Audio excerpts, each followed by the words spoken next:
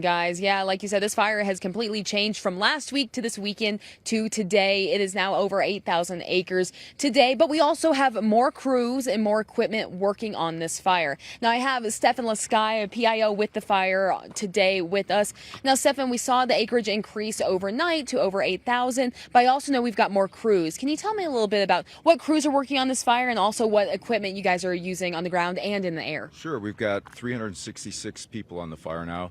Includes 6 helicopters, which when you look at the Grand Canyon, you can understand the need for helicopters. So a lot of the fire is burning up on the flats where crews can get a lot of work done.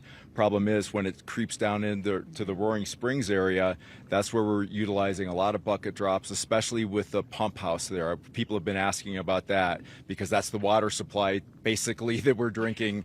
So it's important. That's looking safe right now. They inserted a helitack crew in there this morning. So they're actually doing hot spots and working in conjunction with the helicopter during water drops. So we've got boots on the ground down in there. Up in the flats, they're just kind of bolstering lines. But before they can do that, we have to have another special crew go through removing snags. Those are the fire-weakened trees.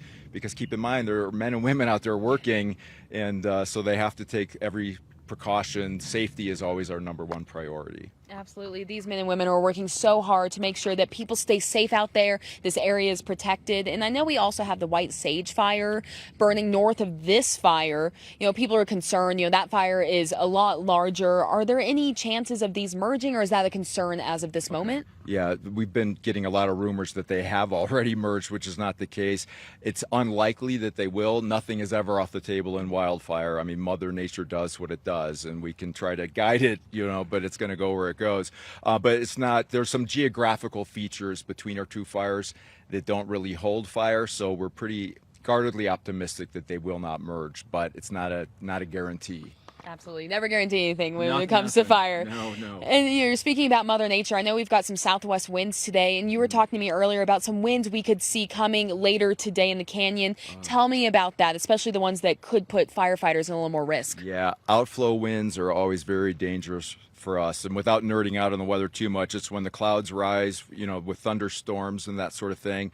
And then at some point, the column collapses, the clouds collapse. Imagine dropping a water balloon from a high distance, and it hits and splats, and it can go out in every direction. So the fire can move in multiple directions. It can be all that effort and all that power can go in one direction. So it leads to very erratic fire behavior. That's a big danger to firefighters always. So when we know we're getting outflow winds, we pull people back, make sure they're in a safe spot, have an escape route, be in a safety zone.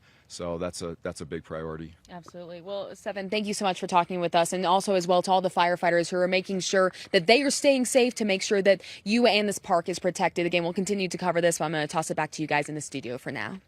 All right. Thank you so much, Mason.